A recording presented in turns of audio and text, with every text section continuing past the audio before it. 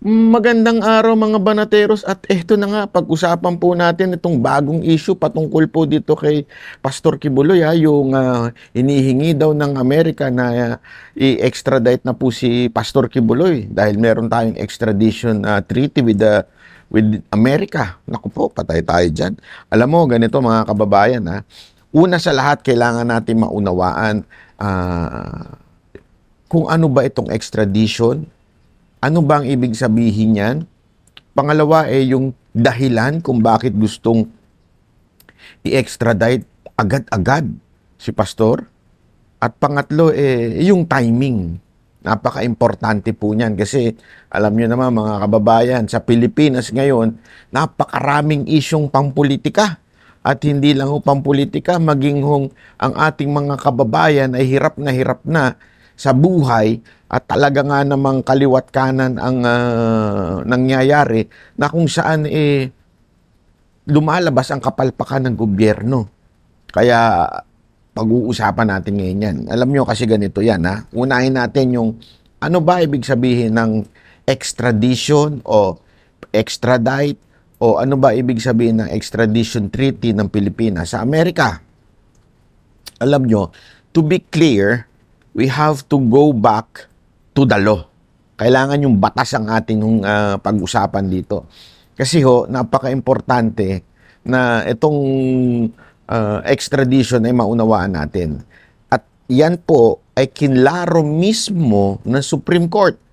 Ngayong 2025, naglabas po sila, ay last year pala, sorry, 2026 na pala ngayon. Naglabas po sila ng pamantayan tungkol po dito sa extradition treaty natin sa ibang bansa. Hindi ito particular kay Pastor Kibuloy o kay Pangulong Duterte, pero ito po ay guidelines.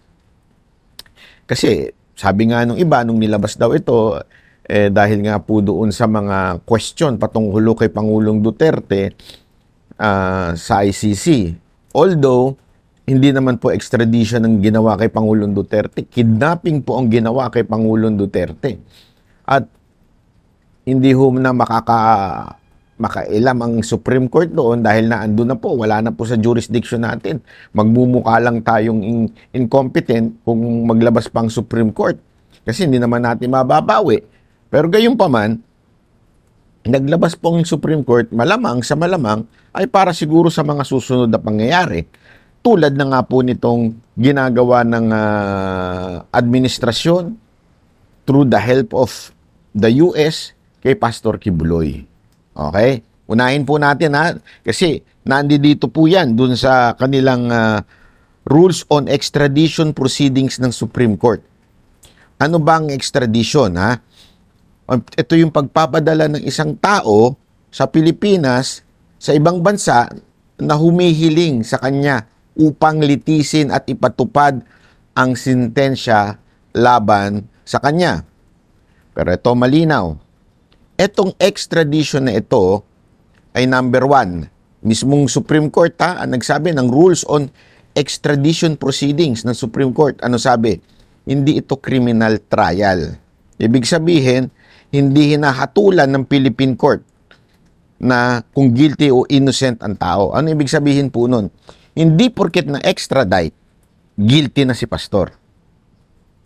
Linawin natin yan Kasi yung iba dyan, alam mo naman, mapanghusga, mga katulad nila Ontiveros, at saka nung iba pang mga irrelevant politician, yung mga galit na galit sa mga Duterte. Mamaya i-explain natin kung bakit yung galit nila kay Duterte umaapaw kay Pastor Kibuloy.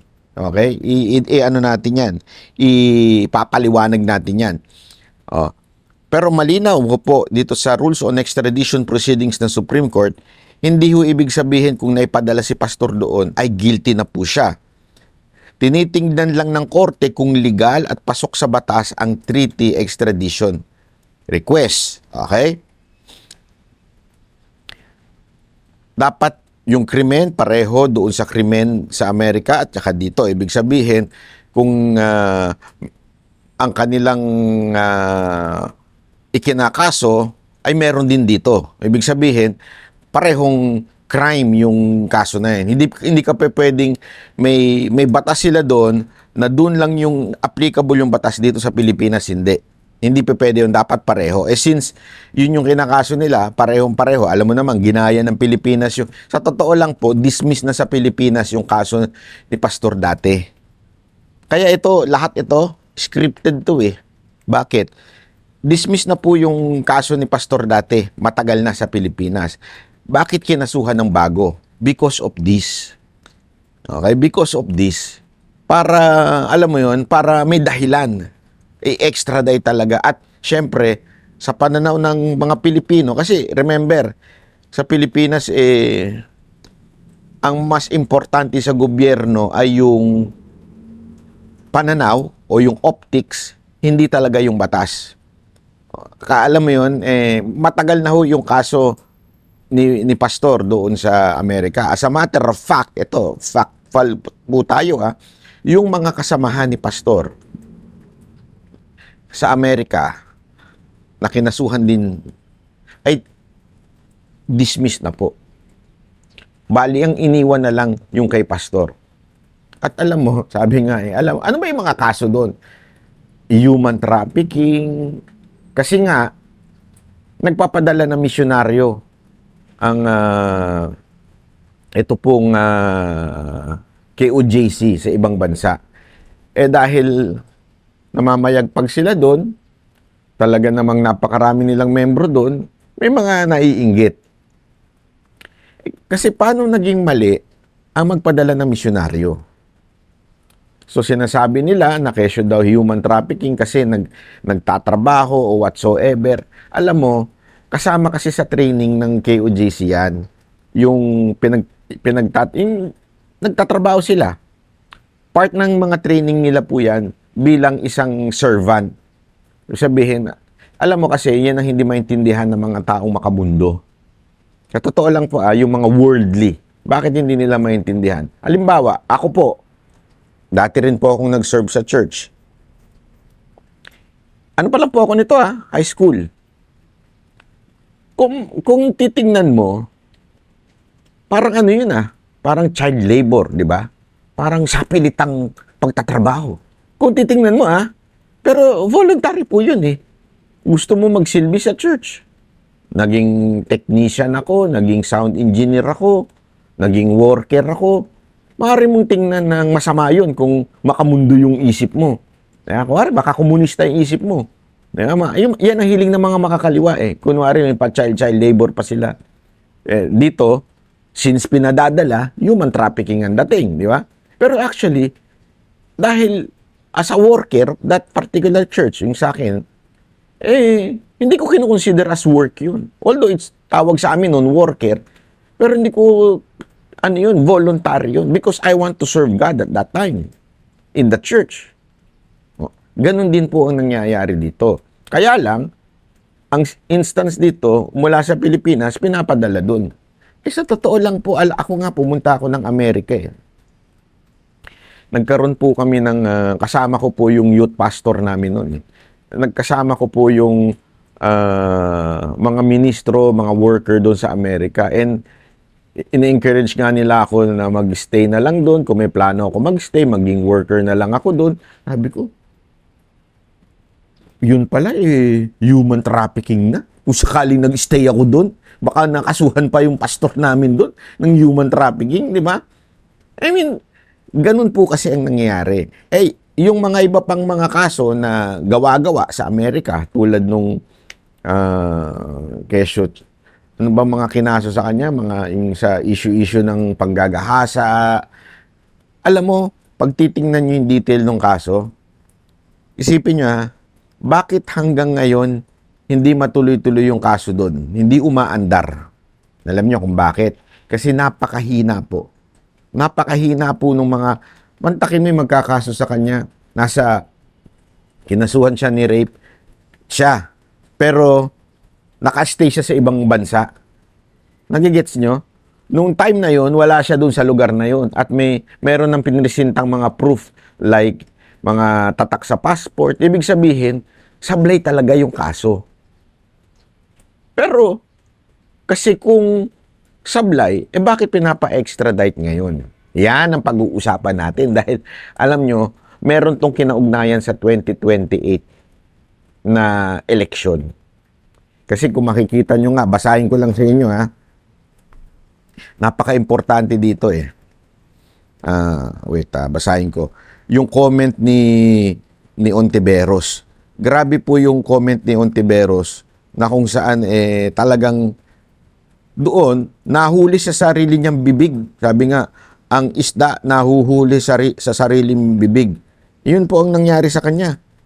Sa kanya na po mismo nanggaling yung dahilan kung bakit ina-extradite si pastor. Sabi ko nga ang tanga-tanga talaga. Ito si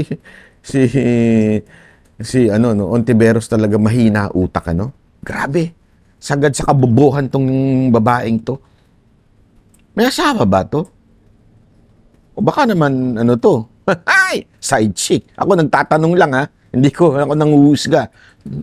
Kasi walang papatol dito na asawahin. Sa tingin ko lang ha. Hindi ako sure.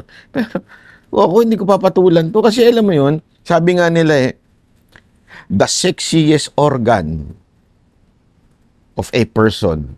Alam nyo kung ano? I-google ninyo. Ang sexiest organ of a person, it's not that private organ, hindi. It's the brain. Yan ang pinaka nakaka-attract sa lahat.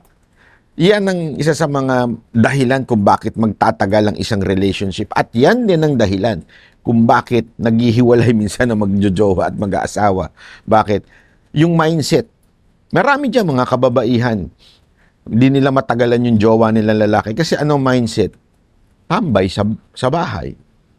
Ikaw pa ang bibili ng motor para sa kanila. Ibig sabihin, yung mindset talagang wala. Walang pangarap sa buhay. Pangit, bobo pa, ugaling ano pa. Paano ba kaya ito si Ontiveros? Mantakin mo ha. Ito sinabi niya. It's about time for Apollo Kibuloy to extradite to the United States of America. He trafficked women and girls from around the world. Justice demands that he answer for these crimes in the very place he committed them. Mantakin mo. Tingnan mo to ha. Akusahan ka na tinraffic mo daw buong mga babae sa iba't ibang bansa. Alam mo, personally, kami po, na-meet po namin sa iba't ibang bansa ang mga membro ng KOJC. Wala sa kanila ang hindi happy. Wala sa kanila ang bubulong sa amin ng, Banat Boy, tulungan mo kami dito na kami dito, ginagawa kaming slave. Walang ganun. Ito honest ha. I mean, again, hindi po ako membro ng KOJC.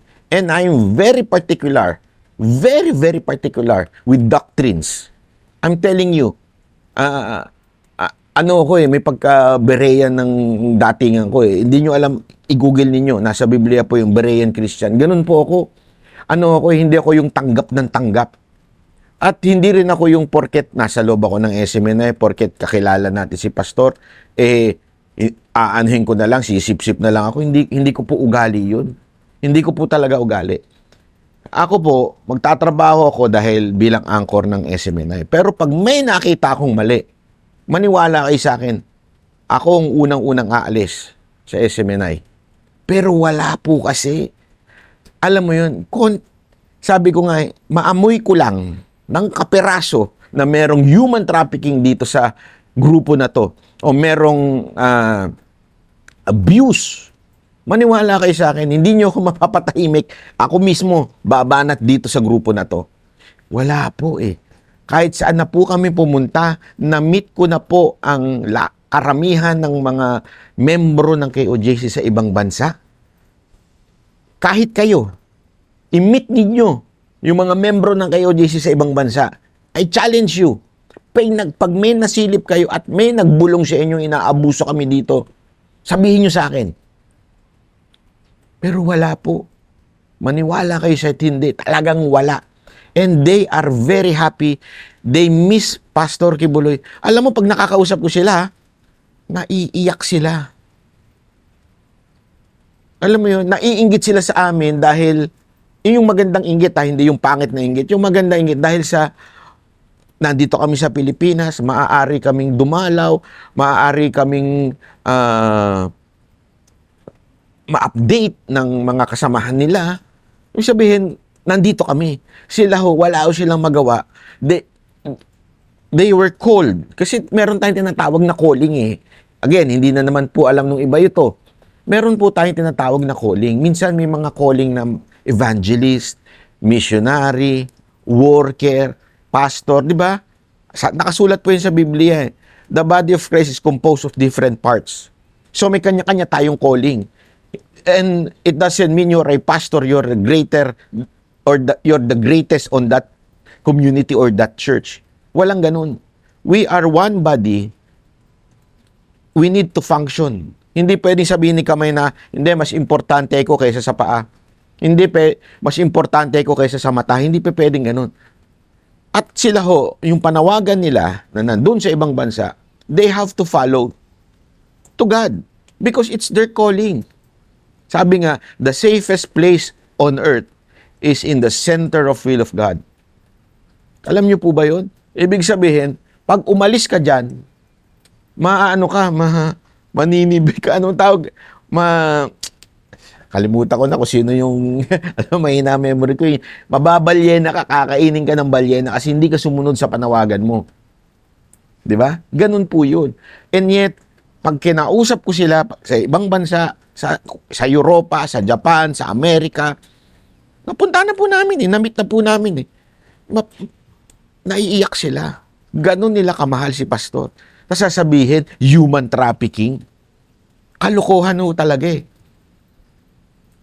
Sa mismong sa loob na lang ng SM9. Pagka nakikita nila si pastor na kasi, alam mo, pag mabait ka, eto sa totoo lang kung mabait ka, mahal ka talaga ng tao. Alam mo yun, kung mabait ka, hindi mo kailangan puwersahin, pero talagang mamahalin ka ng tao. Pero, again, pag mabait ka, marami talaga ang maiinggit. Maraming maiinggit dahil bakit ka sinusunod ng tao, bakit ka dumadami. And in history, maraming ganyan. 'Di ba? Sa Old Testament, yung magkapatid, kasi instead na yung isa ang binigyan nung parang pamana na firstborn, na inggit, pinatay nung nag-away sila. 'Di ba? Meron niya pa nga pinatay. Iba-iba 'yan, marami yung sa Biblia pag naiinggit. Kay Joseph mismo, 'di ba? Una parang inilibing ng buhay pero buti hindi nila tinakpan ng lupa. Tapos eventually ibinenta na lang bilang slaves. Ganun talaga Pagka mabait ka at pinaburan ka ng Diyos at parang yung favor ng Lord laging nasa iyo. Alam mo 'yon? Medyo maiinis ang ibang tao sa iyo. Because we are living in a worldly world. Hindi lang sa Pilipinas. Hindi niyo ba napansin? Ito para lang sa kunawaan natin mas maintindihan natin bakit nangyayari ito kay pastor. I'm not saying pastor is the savior. No, I'm not saying that. I mean, I'm not saying, for me for my belief, I'm not saying only the people in KOJC will be saved. That's not my point. Hindi yan ang punto ko. Whoever believes in the Lord Jesus Christ will be saved. No matter what religion you are, as long as you believe in the Lord Jesus Christ, you will be saved. Then po, punto ko po yan. Bakit po? Kasi, kung mapapansin ninyo, ito observation ko. Kung bakit umaangat ang KOJC kahit wala si pastor, tuloy at mas dumadami pa yung nababaptismuhan nila. It's because God is moving. God is moving in changing lives. Baka sabi, alam mo naman yung ibang mapanghusgang mga Christian ganito Hindi, kami lang ang tama. Maraming ganyang Christian. Maraming dati kong kinabilangan. Medyo may pagkaganon. Pagka dito lang, kami lang ang tama. Separatist ang tawag dun. Kami lang ang tama. Kami lang. Wala nang iba. Ang ibang church, Mga baby Christian yan, mga immature Christian yan. Maraming ganun eh. Sa totoo lang, maraming ganung ano. Pero hindi po eh. Alam nyo po, kahit po mismo doon sa panahon ni Apostle Paul, 'di ba? Tinanong siya, "Uy, may mga ano doon, may mga sandali, si Paul ba yun? Si Lord, nakalimutan ko na, Lord. Pasensya na, medyo hindi ko na, nakakalimutan ko na. Tinanong, nasa Biblia po yan eh, na merong ano doon na nagpipreach about Christ, pero sablay, parang ganon. Parang medyo may problema. Ang sagot po ng Biblia, hayaan mo na kung ano yung motive nila. Ang importante, ma-preach si Christ. So what do I mean? Salvation is not exclusive. It is for everyone who believes in the Lord Jesus Christ. Yes, hindi perfecto ang KOJC. No church is perfect. Kaya maraming umaalis sa church because they're finding for the perfect church. There's no such thing as perfect church. Why? Because church is full of imperfect people. And the only perfect one is the Lord. So yung nangyari kay Pastor Kibuloy, na nagsisend siya ng mga missionary, iniisip na may abuse. Kasi sa Amerika, ito take note. Sa Amerika, para siraan ng isang organisasyon o isang tao, sisirain nila ang reputation. Ganyan gumalaw ang propaganda ng Amerika. And para masira nila ang reputasyon ng tao, alam nyo ba kung anong gagawin? Number 1 nilang gagawin, yung issue ng abuse of women, abuse of children. Marami na pong na-frame up ng ganyan sa Amerika. Even the NBA players. Alam nyo ba dati, na ano ko to sa isang documentary, dati malaya ang mga NBA players pag dumadalaw sila sa ibang state. Ngayon, hindi na. Bantay, sarado na ho sila ng security. Bakit? Kasi marami hong nagpapanggap, nagpa-party, di ba? Yung nagpa-party yung after laro. Nanalo, nagpa-party sila after party. Maraming nangaakit dun sa mga NBA players. Tapos, sasama sa mga hotel. Tapos bigla magde-declare ng rape. Tapos anong gagawin? Maniningil ng pera. Eh, syempre, ikaw, ayaw mo masira yung reputasyon mo. Kasi yun eh, kahit naman may alam mo yun, talagang paid worker yun. Hindi ko sinasabing ganito yung nangyari kay Pastor pero kahit paid worker yun, sisirain lang yung reputasyon mo kasi nga, para perahan ka. Dito, in instance naman dito, walang nangyari, pero gustong sirain si Pastor for whatever reason, ganun ang ginawa. Pero imagine niyo ang justice system sa Amerika mabilis. Ang tagal na ng kaso ni Pastor dyan, bakit walang nangyayari? Bakit hindi tuloy-tuloy? Hindi dahil sa wala si Pastor. Pwede nilang usigin si Pastor. Pwede nilang i-declare na guilty si Pastor sa Amerika. Tapos, mas malakas yun na extradition case. Pag nag-request sila, mas malakas yun kasi guilty na dito Pero bakit hindi tinuloy-tuloy? Mahina po kasi yung kaso. Bakit na-dismiss yung mga kaso ng mga kasamahan? Kasi po, mahina yung kaso. Ganun po ang nangyayari dito kay Pastor Kibuloy. Ngayon, tanong nung iba, bakit nangyayari ito ngayon? Marami hong dahilan kung bakit nangyayari. Mismong si Bobong Ontiveros na ang nagsabi. Sa sarili niyang bibig, talagang lumabas. Sabi ko, tanga talaga nitong babaeng to. Apakatanga. Sabi niya dito, wala na siyang dapat maitirang kahit katiting na impluensya dito sa Pilipinas. His continued presence in this country will still embolden his followers to harass the very survivor who found the courage to speak against him. Influence. That's the main reason why Pastor Kibuloy is being requested na ma-extract ng Amerika because of his influence to people. Nakita niyo yung nangyari noong 2025 campaign? The nationwide, ang tindi ng kanyang campaign. Siya lang ang merong simultaneous nationwide campaign. The rest, kung wari, yung ibang mga senatoriable ng mga Duterte, dito lang sila sa lugar na to, dito lang sila sa lugar na to. Hindi ho, kay Pastor Ho, nationwide. As in, may mga taong nagsasalita sa lahat ng lugar tapos pinapalabas sa television. Nakita niyo naman yun, di ba? Sa tindi ng technology at kakayanan ng KOJC at ng SMNI, they're trying to bring down Pastor. Akala kasi nila, hihina ang SMNI, hihina ang KOJC pag nawala na talaga totally sa Pilipinas. Reason? Si Bobong Ontiveros na mismo nagsabi. Ano? Dahil sa impluensya ni Pastor. Not just to the people, not just to his church, pati ho sa tulong na magagawa niya kay VP Sara Duterte. Alam mo, yan ang ginagawa ng administrasyon ngayon. Sandali, banat bay. Di ba Amerika humihingi ng extradition?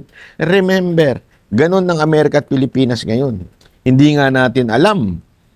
Baka isa ito sa mga hiniling ng gobyerno ng Pilipinas. Kapalit ng Pax Silica ay si Pastor. Remember, that's how influential and wealthy is the Church of KOJC. Kasi nga, they have this kingdom, ang tinatawag nilang parang kingdom wealth o sama-samang pinagsasama-samang pera ng kanilang church. Talagang mayaman no, ang hindi lang mayaman sa Panginoon, mayaman talaga pagdating sa kasi lahat po sila eh. They are united to bring their financial kita for the church to run. And it's not illegal. As a matter of fact, that's what the apostles did. Naalala nyo? Di ba? Lagi ko to kinikwento. Sa Acts po yan. Ang mga Christian nun, communal ang kanila. Ito yung tinatawag ni Robin na Christian communism eh. Bakit? Common. Ito yung first ideology na binaboy ng mga makakaliwa. Binaboy ng mga komunista. Yung meron din sa Muslim nito eh. Kinikwento nga ni Senator Robin eh. Ito yung pinagsama-samang pera for one cause. For this particular thing is church. Meron yan sa Acts. Makikita ninyo. As a matter of fact, yung isang ang hindi nagbigay, hindi po siya nagnakaw, yung mag-asawa na hindi tama yung binigay nila. Hindi po nila ninakaw yun Hindi lang tama yung kanilang pera nila yun, pinagtrabahuhan nila yun. Pero hindi nila binigay ng tama. Ibig sabihin, binawasan nila. On the spot, namatay. And who did that? It is not the apostle who killed them. It was the Spirit of God. Bakit nangyari yun? Ibig sabihin, hindi po ito illegal. That's why, ganyang katindi ang impluensya. Imagine niyo ito, hindi naman sa sa ibang, pagko-compare sa ibang mga church. Ang KOJC, it's not bigger than the other churches. Ito, aminin na natin yan. Marami sila, million sila. Pero mas marami pang mga church na mas malalaki. Pero bakit parang mas mayaman ang church ng KOJC? Because of that kind of principle. I don't know with the other church if they are applying alam mo yun, yung sama-samang pera para ang church ay mabuhay. Ibig sabihin, kasi yung ibang church, they only live because of the tithes. Kaya yung iba nire-require yung tithes sa iba't ibang church. Ito hindi. Parang lahat sila nagbibigay hindi more than their tithes. So anong ibig ko lang sabihin po mga kababayan? Simple lang ladies and gentlemen. Yung impluensya ni Pastor for 2028 election kay VP Sara Duterte is a big thing. Talagang mangangamote sila na ang lakas-lakas na ni VP Sara Duterte, tutulungan pa ng isang malakas na team. Yes, there are other churches bigger than the KOJC, pero pag ang KOJC sumuporta at tumodo pagdating sa kampanya, talagang todo. And napatunayan yan nung panahon nung kay PRRD. Sa totoo lang po, marami ang hindi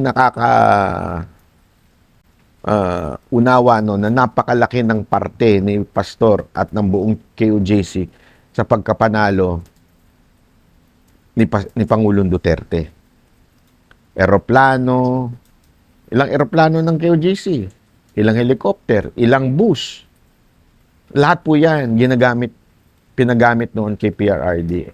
And because of that, alam nila na yan ang maaaring makatulong kay BP Sara Duterte sa 2028. Remember, tinanggalan nila ng budget si BP Sara Duterte. Remember, si BP Sara Duterte has to hire lawyers in The Hague para lang matulungan ng kanyang ama. Remember, they have to go. Not only BP Sara Duterte, the entire family, they have to keep going back to The Hague. Mga kababayan, hindi naman po sila pupunta doon na mag-isa lang. Especially VP Sara Duterte. May entourage siya. No, minimal lang yung entourage, pero meron pa rin yung sabi, dalawa nga lang, tatlo kayo, bigat na eh. Kaya nga ako nakaka-travel eh. Yung iba kong mga kasamaan, di ba? O si Coach Oli, hindi makatravel palagi dahil, syempre, may pamilya. Mahirap talaga.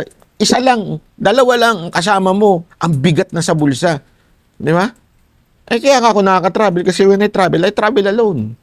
Kaya akong mag-travel mag-isa kasi wala naman akong ginagastos sa pang iba. Eh isipin nyo na lang si BP Sara, pabalik-balik ng dahig. Hindi naman pwedeng sumakay lang ng economy yan. At sariling pera niya yan, ha? Sa tingin ko, hindi naman siguro dapat sumakay ng economy si BP Sara Duterte kasi hindi din naman magandang tingnan kung ikaw ay vice president tapos pupunta ka sa isang bansa, i-inform mo kasi yung bansa na yun eh. 'Di ba? So, hindi naman po ano yan eh, kahit ba sabihin nating it's not official visit, still, ang pangit naman kung may mangyari kay BP Sara Duterte sa ibang bansa. Nagigets nyo? Ay, mapapahiya yung bansa na yun. So, ikaw, kung bansa ka, ay may pupuntang vice president dito, medyo protektahan natin to, ha? Diba? So, ano ibig sabihin? Even if personal money ni VP Sara Duterte yun, talagang ubos ang financial ng Duterte. Eh alam naman natin, hindi naman po, at ayaw din ng mga oligarch kay VP Sara Duterte. That's why, diyan pumapasok si Pastor Kibuloy and his resources. Resources ng KOJC. Na alam natin, sigurado tayo, 100% susuportahan niya si BP Sara. Ito napag-alaman ko din to. Nung panahon ni Pangulong Duterte, kampanya, alam nyo ba na, so di ba mahina siya from 6 ata siya, 5th or 4th, bago umakyat ng number 1 sa survey. Walang sumusuporta sa kanya. Walang politiko o walang mayaman na sumusuporta sa kanya. Kung hindi yung mga kakilala lang nila sa Davao. Kaya ang laki nung tulong ni Pastor sa kanya. Sa paggamit ng plane. Isipin nyo, sa paggamit ng bus, paggamit ng... Kasi yung campaign ni Pangulong Duterte, talagang matindi nun. We were there. Sa isang araw, 4 na kampanya. Pinakamahina na 2. Pero hindi na ata umabot ng 2, 3, gano'n. Minsan, 4, 5. Para magawa mo na mabilisan yun, hindi ka pwede mag-commercial flight. Kailangan mo talaga ng private jet, private helicopter. Ganun katindi po yun. Eh nakita yun ng gobyerno.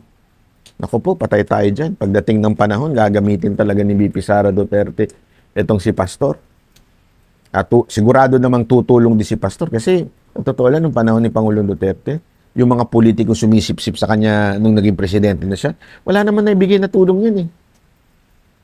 Ang nagbigay lang talaga ng tulong nung kay Pastor at naniwala ay si Pastor mismo. Ay, nagbigay ng tulong kay Pangulong Duterte ay si Pastor mismo. Pero dito ka mabibilib. Hindi kumuha ng posisyon si Pastor. Alam mo yun ang unang kinabilibang ko noong una eh. Noong una, alam niyo naman bumabati ko sa KOJC, di ba? Alam niyo yan. Pero isang kinabilibang ko, na alam ko noon kasi I was there Alam ko na tinutulungan ni Pastor Kibuloy si PRRD. Kaya nung nagkaroon na ng nung na-appoint na, inaabangan ko kung i-appoint si Pastor Kibuloy. Kasi inaabangan ko talaga yan Wala hindi binigyan ng appointment. At hindi naman din humingi ng appointment. Ibig sabihin, the health is really health para lang sa bansa. Pure health. Unlike the oligarchs, alam naman natin, may hihinging pabor yan. Unlike yung mga politician, alam mo ito lagi nyo observe, yung mga unang na mga na-appoint, iyan po yung pinakamalakihan na bibigay. As a matter of fact, may deal na nga yan Bago pa tumulong yan, akin tong department of ganito, bago ko to itulong sa'yo. Pag nanalo ka, akin to. May mga ganyan. Nakita natin yan. Dito, sa administrasyon ni Marcos, lahat ng mga naka-posisyon, except lang si E.S. Rodriguez, dating E.S. Rodriguez. Kasi nga, si E.S. Rodriguez, kaibigan talaga, naging kaibigan ni Marcos at naging lawyer niya. Kaya nga, feeling ko doon siya pinagtulungan Kasi, yung mga na-appoint, mga nagbigay ng donasyon kay Marcos noon. Yung mga malaking nagbigay ng donasyon, yun yung mga na-appoint. Alam nyo, etong timing na to, it's really obvious na ang target nila si VP Sara Duterte.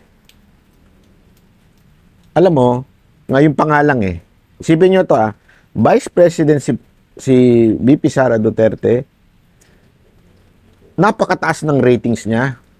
Pero bakit hindi pa rin siya sinusuportahan ng ibang mga politiko? Iilan pa lang. One, ikukulong ka. Katulad na nangyayari sa kila Libiste. Ikukulong ka, gagawang ka ng istorya.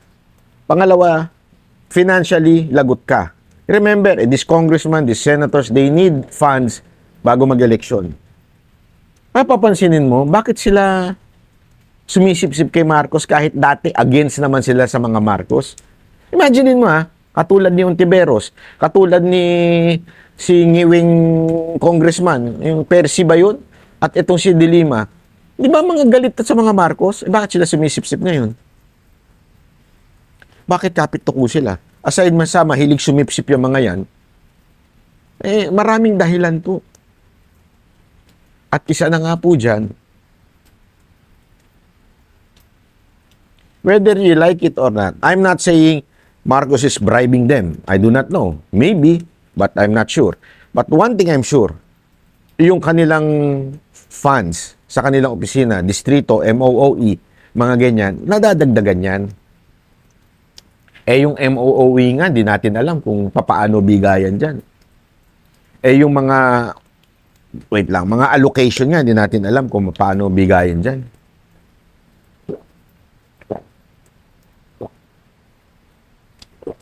Di ba? Nung nakaraang eleksyon, ginamit yung AYEX, tupad, at kung ano-ano pang ayuda. So, ganun din yung gagawin dito. Kaya sila todo-todo na sip-sip. Ganito kasi yan Imagine niyo to This is the scenario on 2028. Halimbawa, ikaw si De Lima o si Ontiveros. Napaka-imposible naman na magduduterte ka. Imposible yun. Suicide yun para sa kanila kasi talagang sira ang credibility nila. Di ba? But they have only one choice. Hindi. Dalawa lang pala ang kanilang pwedeng pagpilian o choices nila. To be with Sara Duterte dahil mataas ang kanyang rating, mataas ang kanyang maging bata ni VP Sara Duterte sa eleksyon, or maging bata ka ni Marcos para may pera ka. Di ba? Yun lang, dalawa lang. Hindi ka pwede mag-independent. Yayariin ka. Yayariin ka talaga. Labanan to ng pera sa 2028. So, sino pipiliin mo dun? Imposible naman na piliin mo si VP Sara Duterte kung ikaw si Ontiveros at saka si De Lima. Imposible mong piliin si VP Sara Duterte. Talagang lalayuan ka ng tao na mga followers nila. Yung mga followers nila, mga Duterte haters talaga yan. So, imposible nilang piliin. So, sino na lang pipiliin at lulunukin nila? Si Marcos. Kaya nga, could you just imagine, for decades, hindi years, decades, binabanata nila ang pink, ang dilaw, kaaway ang Marcos. Decades po from the time of Cory Aquino, the yellows, talagang galit siyang kay Marcos. Pero bakit nalunok nila ngayon? Di ba kaya nga ang tukso sa kanila, kain tae? Kain suka pala. Nakala silang tae pero kain suka. Alam niyo kung bakit? Kasi they have no choice. Alam naman si Duterte ang kanilang sipsipan para manalo sa 2028. They would rather go sa where the money is. Si Ontiveros, 0.01. Baka tumakbo kang barangay captain, di ka manalo 0.01 ka? Baka pag tumakbo pa yung ibang mga kandidato, mas manalo pa sa kanya So kung ikaw, alam mong talo ka na, talunan ka. Kasi, mamaya explain ko kung ba talunan yung animal na yan. Talo ka na, alam mo yung talo ka na. Ano pang hahabulin mo? Pera. Yes, money. Kung talo ka na, pero bakit ka pa kakandidato? It's because of money. At may nagsabi nga sa akin, senador, di ko na lang sasabihin kung sino. Sabi niya, na itong mga to, talagang tumatakbo lang. Alam naman nilang matatalo, pero pinapataas lang nila yung kanilang estado o yung optics. Ano ibig sabihin nun? Kasi ganito yan Walang problema kung matalo ka sa president. Pero sure ka naman sa senador. Sample, sabi nga nila, when you fly, mali. Dali. Ito yun. Lagi ko ito sinasabi nun Nakalimutan ko na. Lagi ko ito sinasabi sa mga mini-mentor ko. Pag ikaw gumawa ng goal, dapat yung goal mo kasing taas ng langit. Para pag bumagsak ka, babagsak ka sa bubong. Huwag kang gagawa ng goal na ang goal mo ay bubong lang ang akyatin. Bakit? Pag bumagsak ka sa lupa ka bababa. Ulitin ko. Mas maganda yun sa English pero hirap na ako ngayon mag-English. Meron akong scarcity ng English ngayon Parang when you aim high, dapat it should be as high as the sky. So when you fall on the roof. Tama. Don't aim for the roof kasi when you fall in the ground. Same thing with politics. Etong mga politician, anong benepisyo nila kahit alam nilang matatalo sila?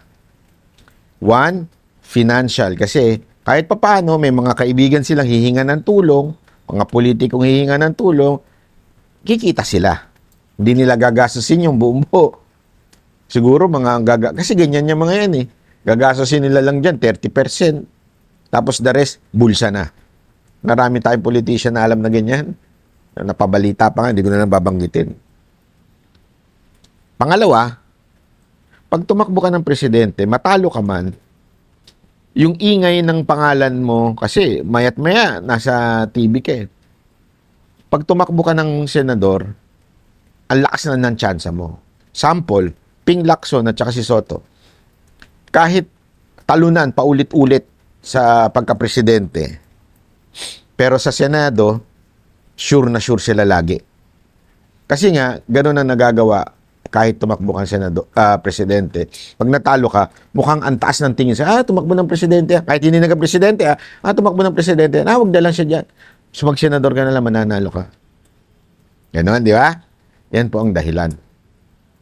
Itong si Ontiveros, kaya bumagsak ng todo-todo yan. Kasi lagi na lang po yung, di ba, merong yung kasaysayan o meron yung history na nagpepresenta ng peking witness, allegedly, di umano. Remember, yung pinresinta niyang witness laban kay pastor na si Karene? Remember hindi po ako nagsabi nito, mismo si Karene nagsabi. Inalok sila ng pera ng office ni Ontiveros. At si Ontiveros mismo ang pumipilit sa kanya na siraan mo, laglag mo si pastor. I mean, kung talagang loko-loko si pastor, kung talagang makasalanan si pastor, hindi ko sinasabing perfecto ha, kung talagang may ginawa siyang kakrimen-krimen, hindi mo na kailangan magbayad ng witness para siraan si pastor. Darating at darating yan. Ako nga, dinadagsa ako ng email ng mga reklamo ng mga tao patungkol sa isang bagay, patungkol sa isang tao. Ang dami dumadagsa sa akin eh. Ibig sabihin, hindi ko sila kailangan bayaran para siraan itong kumpanyan to, siraan, banatan itong tao na to. Wala nga. Ibig sabihin, talagang kusa yun, lalabas. Anong ibig sabihin nitong allegedly, ina-allege ng witness na siya ay binayaran at hindi lang siya, pati yung kasamahan niya na nananatili hanggang ngayon as a witness daw, binayaran din daw, di umano, allegedly.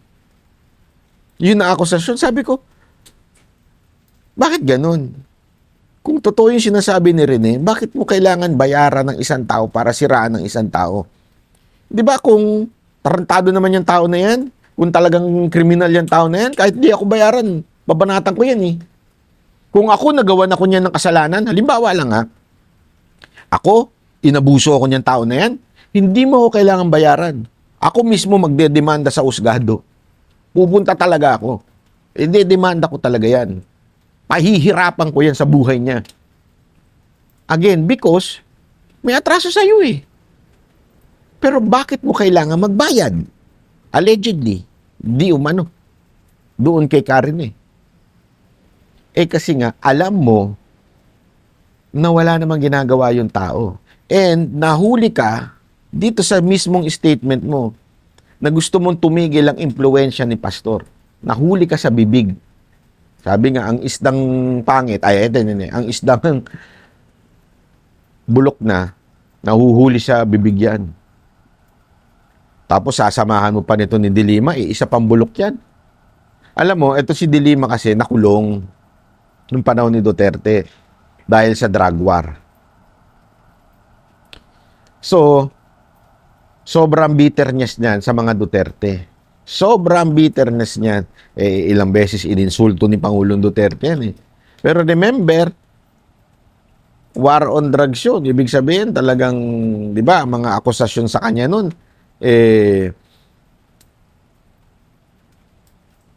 siya mismo ang kasama ng isang drug lord. As a matter of fact, may documentary nga na ganyan eh. Di ba? Tapos sabi pa nung, yung nagdo-documentary, foreigner, sabi pa nung foreigner, kung sa bansa namin yan, na may picture ka, kasama mo yung isang drug lord at itong Secretary of Justice, si Dilima yun at that time, siguradong magre-resign na yan. O kaya siguradong sisibakin na yan kung sa bansa namin yan. Kasi mantakin mo, nagpa-party sa loob ng Bilibid kasama yung di umanong alleged drug lord. At sino nagmalaki? Sino nagsabi nun? Hindi ko sino-sino. Yung mismong drug lord. Pinakita niya pa, proud siya na may picture sila. Yun ang dahilan kung ba't siya nakulong. Pero yet, binibintangan niya si Pangulong Duterte. Kaya, bakit pumapasok ngayon si Dilima at si Percy? Si Dilima kasi talagang may bitterness yan sa mga Duterte. Talagang ano yan, sama ng loob niya, mantakin mo, makulong ka. Wala kang sanay pa naman yan sa may driver. Anong ginagawa niya ng driver mo? Anong ginagawa niya? Sanay pa naman sa may driver yan, di ba? So, syempre, pagka, ewan ko kung may conjugal visit dun, ha? Hindi ko sure. At saka, ang alam ko kung conjugal visit, sa mga asawa lang. Hindi ako sure, ha? Kung pati driver, pwedeng pumasok dun. Adiri, hayop. Eto namang isa, si Percy. Di ba? Si Percy naman, kasi mga ano yan eh, tandaan nyo mga bata yan ni Risa eh. Bata yan ni Risa, ito yung mga may left-leaning eh.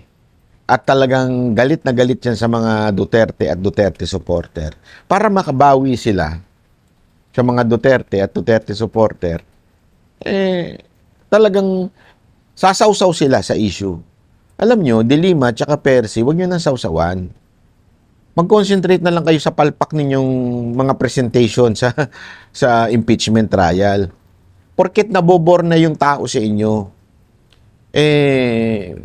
sumasawsaw na kayo. Kasi ganito nangyayari sa impeachment Kwento ko lang ng bahagya. Sa impeachment, maraming yung goal nila na siraan si VP Sara Duterte, kahit pa paano na-trigger sa tao. Tapos, ang lagi tuloy labas sa media is magkalabasan na. Ito lagi sinasabi, kahit yung mga kakilala ko na hindi naman mahilig sa politika, magandang harapin na daw ni VP Sara Duterte. Magandang patunayan niya na. So, paano mangyayari yon? Through impeachment. So, ano na sila? Focus na sa impeachment. Kaya nung unang mga araw, sobrang daming nanunood sa impeachment. Talagang iniintay nila yung pasabog na sinasabi nitong prosecution noong pa man. Nila Dilima, may pasabog kami, may mga ganito kaming. Tapos pagdating doon, asan na yung pasabog?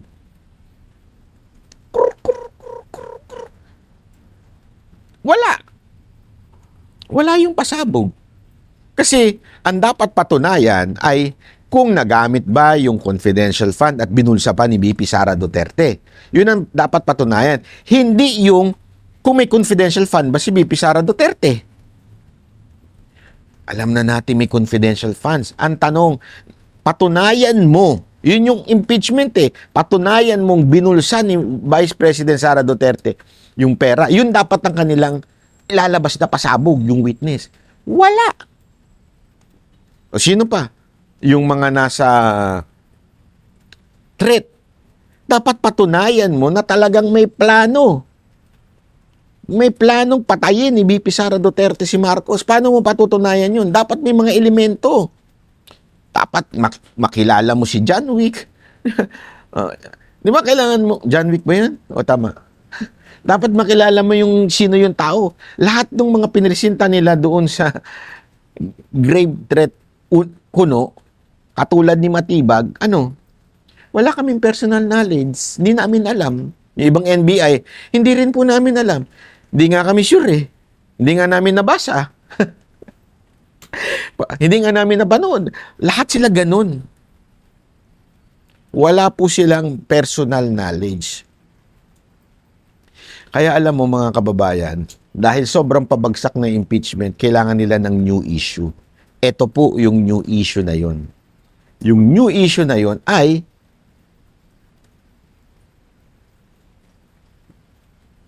tanggalin natin ang mga susuporta kay VP Sara Duterte sa 2028. Hindi man natin siya matanggal as a as a presidential candidate. Di ba? Dahil sa impeachment, palpak yung impeachment nila Tanggalin na lang natin ng lahat ng susuporta sa kanya, including and the very one who can really deliver and will deliver a campaign na nationwide at matinding suporta, si Pastor. Alam mo, madali kasing if you have different faith, madaling ikondena si Pastor. Iisipin mo, kulto naman niya, kaya okay lang. Maraming mga Duterte supporter na hindi pa kumbisido kay Pastor Pero napatunayan natin mga kababayan, napatunayan ito nating nakaraan. Ilang beses yung pinababaligtad si Pastor, hindi ho siya bumaligtad. Alam mo, ang daling sumipsip Ilang beses na inalok ang SMNI, sumipsip lang, wag nang bumanat kay Romualdez. Malaya na to si Pastor. Malaya na ang SMNI, tuloy-tuloy na sa programa. Pero may paninindigan kasi yung tao You have to give that credit to him. Oh, okay, you do not believe on his doctrine. It doesn't matter. I mean, kailan nyo ba tinanong ang doctrine ng isang senador o ng isang tao para paniwalaan siya sa kanyang politika? Inalam nyo ba kung anong mga relihiyon nito ni Ontiveros o kaya yung iba pang mga... Hindi Inalam nyo ba? Hindi, halimbawa, we're supporting Marcoleta. Inalam nyo ba ang doktrina ng Iglesia ni Cristo para suportahan ng mga Katoliko? Magkaiba kayo ng doktrina. Remember, magkaiba kayo ng doktrina. Bakit nyo sinusuportahan si Marcoleta? The same thing with Pastor. Magkaiba rin kayo ng doktrina.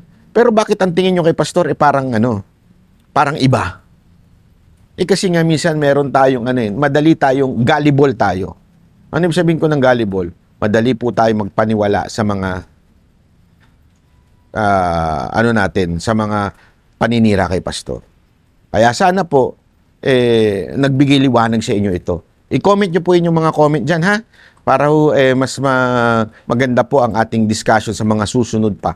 Kasi mahalaga, binabasa ko po yan. Hindi man ako makareply, binabasa ko po yan. Okay? Mabuhay po tayo. God bless everyone.